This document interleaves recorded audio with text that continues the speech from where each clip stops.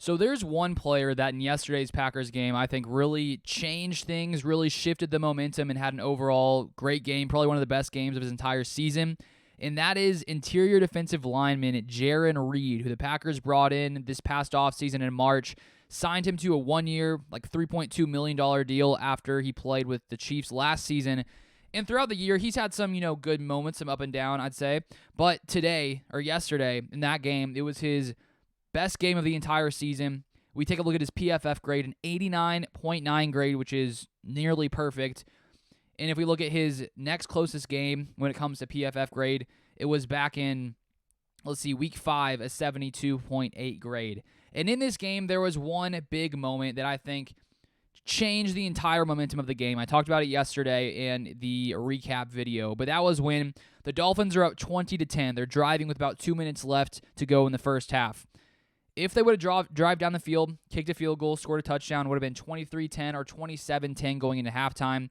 And that's a, big lead to overcome if you're the Packers. But instead, the one play, Jaren Reed comes in, forces the fumble, recovers the fumble at about, midfield with about a minute or so left. The Packers drive down, kick a field goal. It's 20-13 instead of 20-10, 23-10, or 27-10.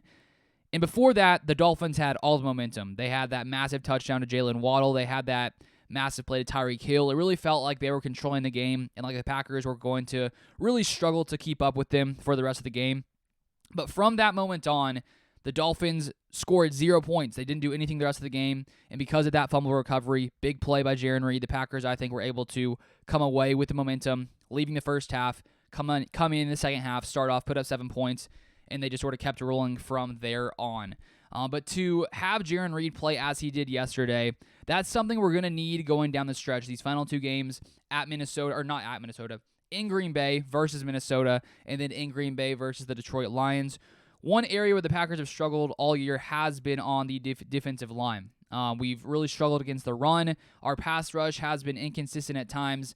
But seeing what Jaren Reed did yesterday, if he can keep this up going forward, it's going to, really help this Packers defensive line. We take a look at his stats from yesterday's game. He had a total of 4 pressures, 1 sack, 1 hit, 1 hurry, 3 tackles, and then 4 stops. His highest grade was against the run. He had an 86.2 grade, and then a 70.7 grade against the pass rush.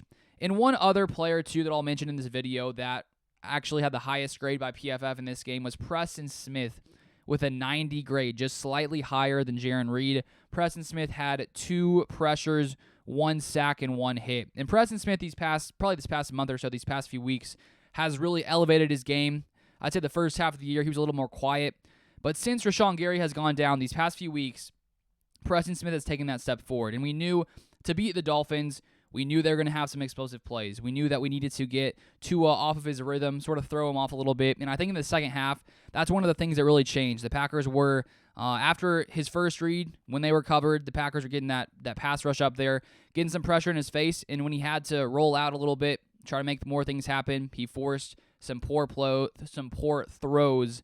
And, the Packers having 3 picks in the second half, or this fourth quarter by itself shows what the Packers were really able to do. So, props to Jaren Reed. Let's hope we can see some more of this going forward. I can't see why not. I think that the Packers are playing with this must-win mentality because they have to win. And I think the second half, I read an article by Matt Schneidman of The Athletic, and he talked about the defensive backs coach Jerry Gray really got into them at halftime, and they sort of like, oh, shoot, we got to come in here. We got to do what we need to do. And they got the job done in the second half. And I think when you have a defense playing like they did in the second half with that must-win mentality, physical, doing what they need to do, that's a defense we need going forward these next couple of weeks because the Vikings have a great offense. The Detroit Lions also have a great offense. And if we are able to win these next 2 games, the Commanders lose one, hopefully, and we do enter the playoffs, they're going to be offenses that can put up points in a hurry. And luckily, even though in the first half we weren't really able to contain Tua, Jalen Waddle, and Tyreek Hill, the second half was a completely different story. So let's hope the Packers can continue off this momentum, be at home. Being at home, obviously, always helps the Packers to have fans cheering loud at Lambeau.